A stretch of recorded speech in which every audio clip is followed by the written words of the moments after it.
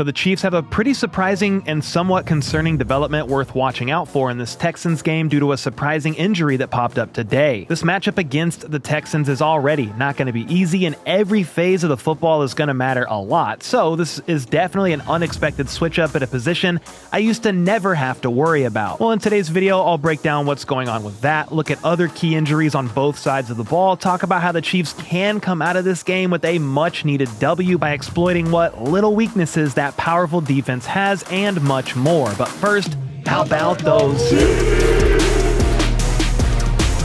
All right, so on Sunday Night Football, the 7-5 Houston Texans are flying to Kansas City to take on the 6-6 crazy Kansas City Chiefs at Arrowhead, a game where KC is currently favored by 3.5 points, and most analysts do think the Chiefs end up winning via a close, lower scoring affair. Part of that belief stems from the fact that the Texans defense is number 1 in points and yards allowed. Meanwhile, the weather could also play a factor in general. It's going to be cold, and the Texans are obviously from a much warmer state, but also playing a dome. It's a retractable roof, but still, the elements is potentially going to help the Chiefs out a little bit. At least that's what special teams coordinator Dave Tobe believes. He told the media on Thursday the cold weather is a good thing, giving them a bit of a mental advantage, especially if you have success in that environment, which they have. In fact, the Chiefs have had nothing but success in recent years against Houston, winning their last 5 games in a row, including 2 last year, just a few weeks apart. Their most recent was the divisional round of the playoffs. That wasn't really all that close. The last Texans drive featured back-to-back sacks that led to a 35-yard field goal attempt by Fairbairn, but it was blocked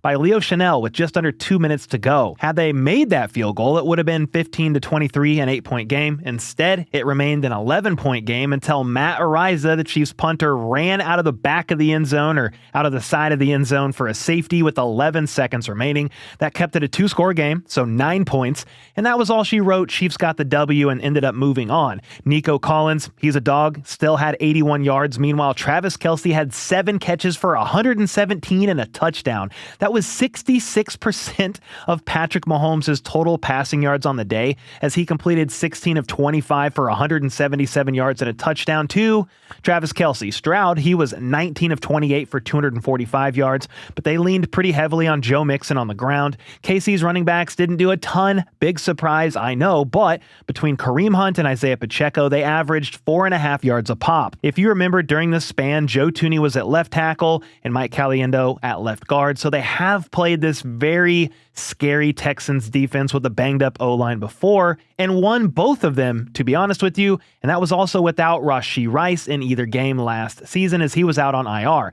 Now, to be clear, I still have my concerns, and I'll get to that here soon, but this is a game that KC can win in theory. It helps that the Chiefs are playing at home. They are 5-1 at Arrowhead this season, with the defense averaging 14 points per game allowed compared to 28 on the road, and KC is much more disciplined at home, being tied for the 3rd fewest flags while playing at Arrowhead compared to the 3rd most flags on the road. Houston is actually the 8th most penalized team in away games this year, and the crowd noise at Arrowhead should help the Texans rack up even more, considering they are already the 7th most flagged offense in all of football. Something else working in the Chiefs' favor is that they are certainly the more rested team coming off the mini-bye since they played on Thanksgiving. Meanwhile, Houston, they played on Sunday at noon in a road game against the Colts that they did win, but are now on the road once again as they travel to Kansas City. This game will not be a cakewalk, though. Far from it. Houston is currently on a 4-game win streak, so they're getting hot. CJ Stroud is back for his 2nd consecutive game after missing 3 with a concussion.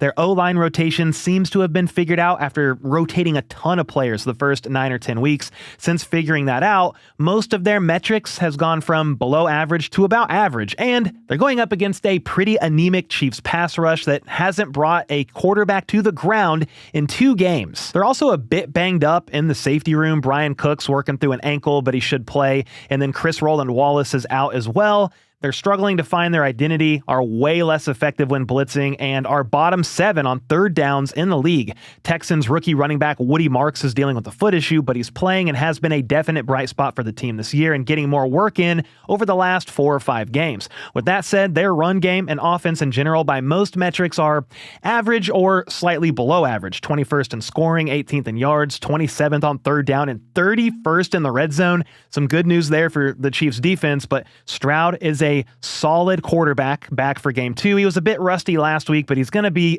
a little bit better in this one for sure. Nico Collins is a true wide receiver one. That's always a problem. And their second-round rookie wideout, Jaden Higgins, he's been much more involved the last month or so in the offense. Both of these guys, by the way, are 6'4". Meanwhile, Trent McDuffie is 5'11". As good as he is, that's a pretty big height advantage there, no matter who he's going to be out there covering. He's probably going to be on Nico Collins, but as I mentioned earlier, with Chris Roland Wallace once again missing this game with a back injury, if Trent McDuffie isn't in the slot, it's going to most likely be Chamari Connor, which actually gives me night terrors. Nico and Higgins are primarily outside guys, but both can also kick inside, and Spags made it seem like they're going to do their best to take Nico away and force the other guys to make plays. So maybe McDuffie follows him. It's going to be something to watch, and either way, if you try to take those receivers away, Dalton Schultz is a great tight end in his own right, and the Chiefs have struggled in the middle of the field, especially against tight ends, if they can get them in coverage or matched up with Chiefs linebackers. Nick Bolton,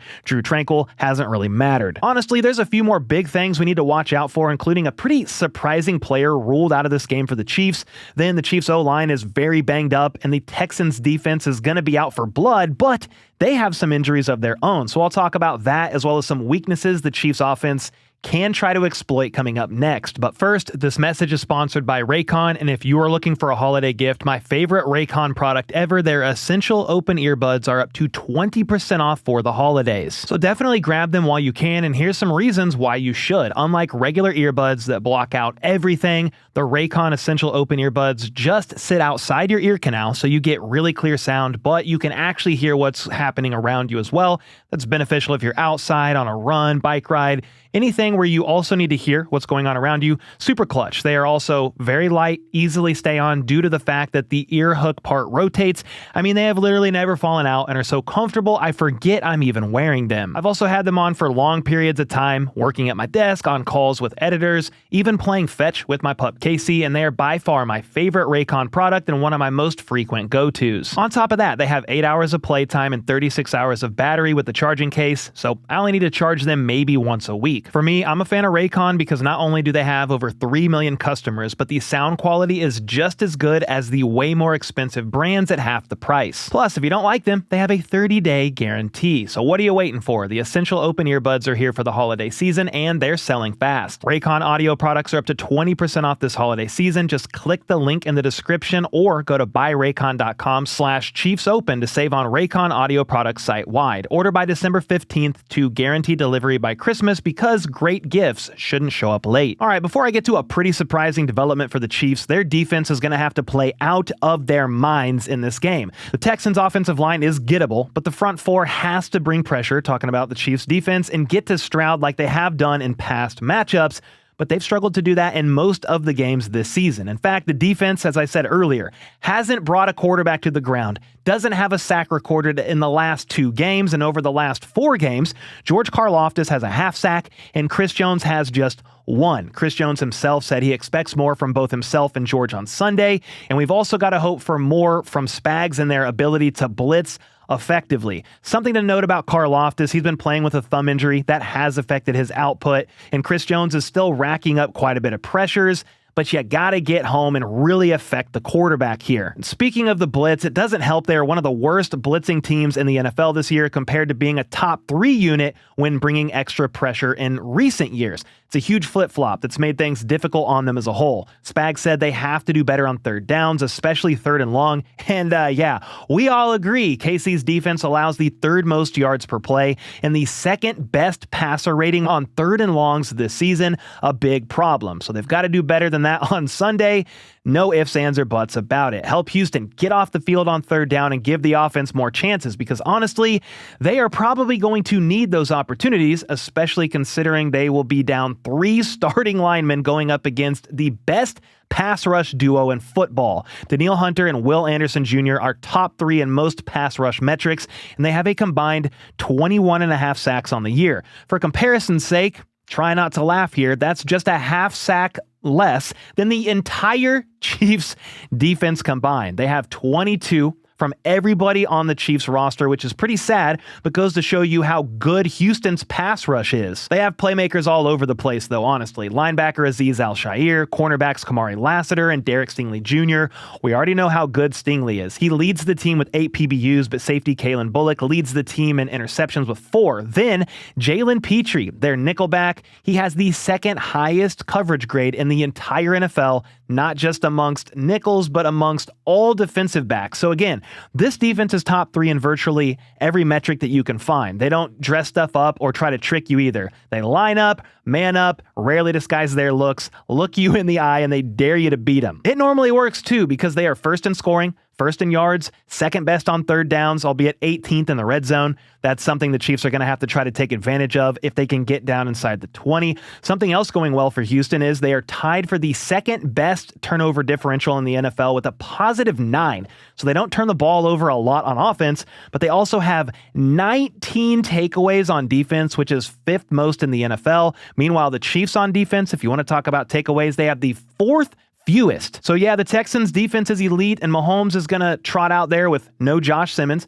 no Trey Smith, and no Jawan Taylor, down 3 starting linemen. I guess there is a chance Trey Smith plays. Andy Reid noted he's closer to playing than Jawan is, but neither of those guys practiced all week, and both are doubtful to play. That means, for whatever reason, the coaching staff are most likely playing Wanya Morris at left tackle and Jalen Moore at right tackle, with Mike Caliendo once again filling in at the right guard spot for Trey Smith. Matt Nagy said they had an internal discussion and decision made between Andy Reid and the O-line coach Andy Heck to put the players in the best position to succeed, which is why they're putting Wanya at left tackle and Jalen Moore at right tackle, even though Jalen Moore filled in for Josh Simmons at left tackle when he was away from the team earlier on this season.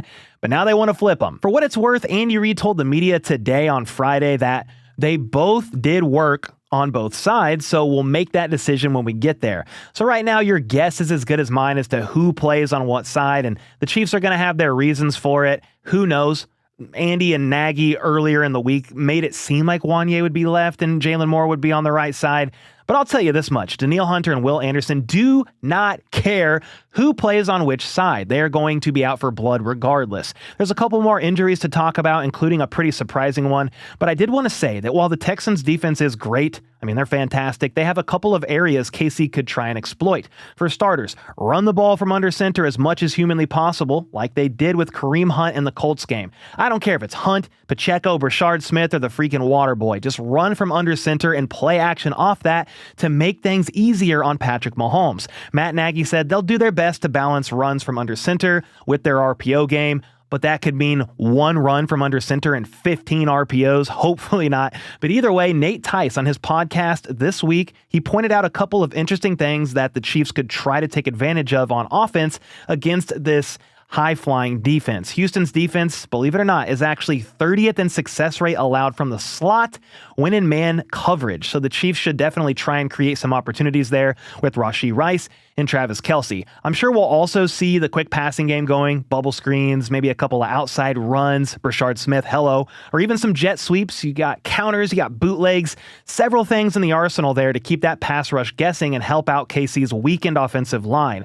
And here's something else. Mahomes under pressure, and he will be on Sunday. He has a 14.1% explosive play rate. That is pretty good. Meanwhile, Houston's defense is 26th in explosive play rate allowed when opposing quarterbacks are under pressure and are able to get past the first read and take some shots downfield. So, hello, Tyquan Thornton. Maybe worthy as well, but they've got to try and feed Thornton. He dropped off a cliff from a production standpoint once Rice returned week 7. You can see the difference in his stats up here on the screen, but he's by far the most productive deep threat that the Chiefs have. Mahomes won't have a ton of time to consistently chuck it deep downfield, but if Thornton is one-on-one, he's got to give him a chance considering he has been the most reliable wideout downfield by a landslide. From there, it's the obvious stuff. They got to win the turnover battle, minimize the penalties that have plagued them in recent weeks, especially on offense. Playing at home should help, and and the proof is in the pudding with the statistics and the comparison of playing home versus away. And then you got to get into more favorable third and short situations rather than third and long. Their average on the last 55 or so third downs that I looked at is 3rd and 7, which is not ideal at all. Then Mahomes is going to have to just have another elite game, and these guys are going to have to execute in key situations when it matters most. I'm talking about Rice. No drops on 3rd and 8. Kelsey, he's going to have to catch everything thrown his way, even though he normally does. And then whoever else gets looks, whether that's Hollywood Brown, even Noah Gray, who's back from the concussion he missed the Cowboys game, whoever's getting looks, they have to capitalize on it and make this defense pay, because the Chiefs are going to have to fight to earn every single yard. And no matter how great the Chiefs offense is, the defense is going to force more punts than we would like because the Texans are that good. But hopefully the Chiefs defense can step up and do their part when they got to be out there, which should be helped by the crowd noise at Arrowhead by Chiefs Kingdom for sure.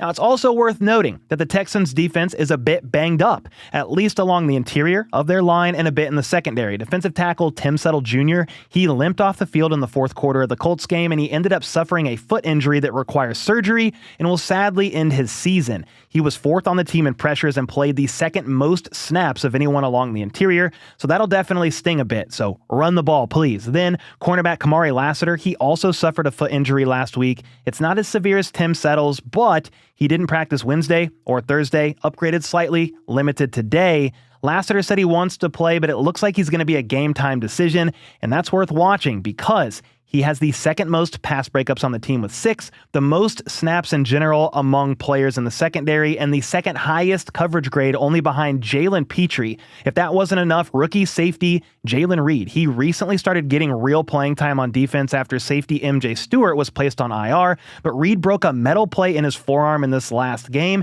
and he's not going to be playing in this one either. So there's some opportunities there. Take some shots downfield, man. You're just going to have to risk it at times for the biscuit. Then for the Chiefs, I already mentioned Trey Smith, Jawan Taylor, and Chris Roland Wallace not playing, but the real surprise here is actually Nico Remigio, the team's starting punt returner. He was ruled out on Friday, so today, with a shoulder injury. That's surprising to me because he was a full go on Wednesday and Thursday, downgraded a little bit to limited today, and just like that, ruled out. So the shoulder is clearly bothering him, and while Nico hasn't been a dynamic returner, I mean, he doesn't really get much yards once he catches the football. He doesn't muff punts ever. So that means for the first time this season, I believe, the Chiefs are going to have somebody else back there fielding punts.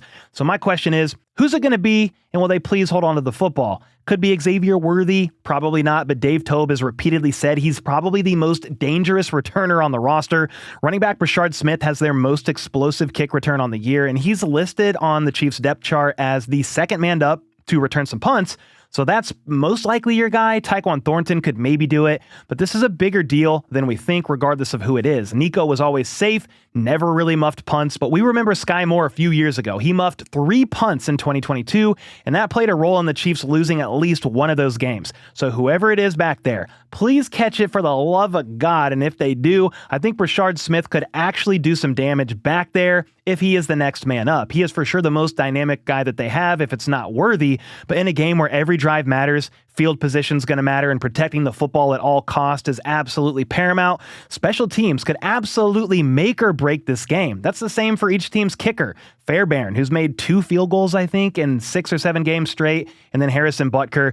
Every phase and every point is going to matter. Speaking of Fairbairn and making kicks, he's one of my 3 favorite picks for this game on Underdog. You can see the picks up here on screen if you want to tail them. Now, with Nico Remigio out, this also means we might see the rookie wideout Jalen Royals active, although I don't think he plays much, if at all, unless it's on returns or special teams. Some are asking about the former Texans running back Dameon Pierce that the Chiefs signed to the practice squad recently, and if he's going to play.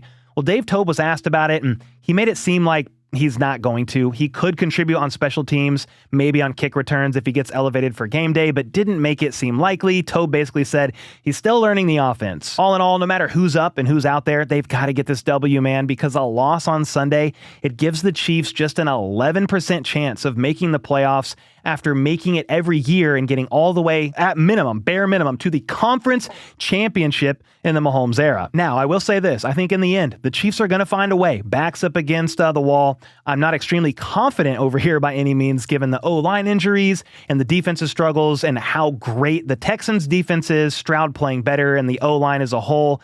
being about average against the Chiefs' struggling D-line. Still, though, in a winter Cancun game, a cold day at Arrowhead, I think the Chiefs get it done 23-17. Make sure to let me know your thoughts on this game. What is your score prediction? What are your biggest keys to victory or even your biggest concerns? And then how much does Nico Remigio surprisingly being out stress you out? Let me know all this in the comments down below. And until next time, let's go.